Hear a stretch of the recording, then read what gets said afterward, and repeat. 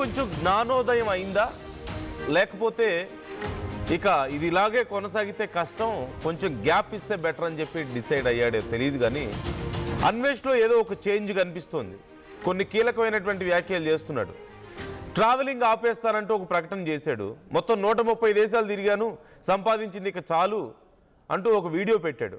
నా దగ్గర ఉన్న 8 కోట్లు నేను హ్యాపీగా ఎంజాయ్ చేస్తాను, మీకోసం కాకుండా ఇక నా కోసం మిగిలిన దేశాలు నేను తిరుగుతాను, ప్రాణం ఉన్నంత వరకు ప్రజా సమస్యలపై పోరాడుతాను, దేశాల ట్రావెలింగ్ పూర్తయ్యాక ఇండియాకే వస్తానంటూ చెప్తున్నాడు. సాయం చేసి తప్పు చేశారంటూ ఇటీవల కొన్ని వ్యాఖ్యలు చేయడాన్ని మనం చూసాం. వాటితో పాటు బత్తాయిలు అంటాడు, ఆరెంజ్లు అంటాడు, లేకపోతేనేమో హిందూ దేవుళ్ళు దేవీ దేవతల విగ్రహాలు పట్టుకొని చిన్న చిన్న బొమ్మలు పట్టుకొని ఏదో నోటుకొచ్చింది మాట్లాడుతూ ఉన్నాడు. ఇక్కడ ఇప్పుడున్న పరిస్థితుల్లో అతని వీడియో చూస్తుంటే, అతను మాట్లాడుతున్నటువంటి మాటలు చూస్తుంటే ఇలాగే కంటిన్యూ అయితే మనకి తిరిగి వచ్చేలా లేడు. చాలా ట్రై చేశాడు, బత్తాయిలు అన్నాడు, ఇంకేదో అన్నాడు, చాలా సందర్భాల్లో హిందువులకు వ్యతిరేకంగా ఇంకా కామెంట్స్ చేశాడు.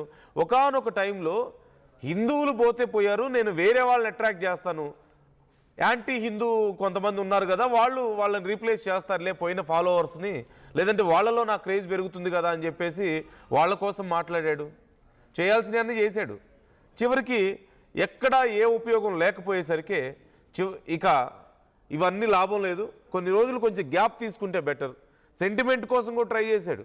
ఫస్ట్ రివెంజ్ అన్నాడు, తర్వాత సెంటిమెంట్ అన్నాడు. ఇక అది కూడా పనిచేయకపోవడంతో ఏం చేయాలో అర్థం కాక సైలెంట్ అయిపోయాడు.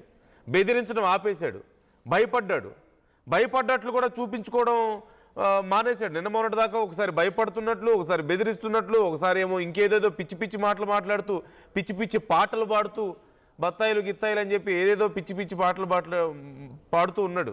అంటే ఒకానొక టైంలో అతనికి ఏమన్నా బ్యాలెన్స్ పోయిందేమో, మెంటల్గా బ్యాలెన్స్ ఏమన్నా తప్పిందేమో అని చాలామంది అనుకున్నారు. ఇక ఇవన్నీ కాదు, నేను ఇలా అయితే కష్టం, నా సర్వైవల్ కష్టం అని చెప్పేసి అనుకున్నాడేమో. నా దగ్గర డబ్బులు ఉన్నాయి, నేను హ్యాపీగా బతికేస్తాను, నేను ఎవరిని ఏం అనను అని చెప్పేసి ఇప్పుడు మాట్లాడుతున్నాడు.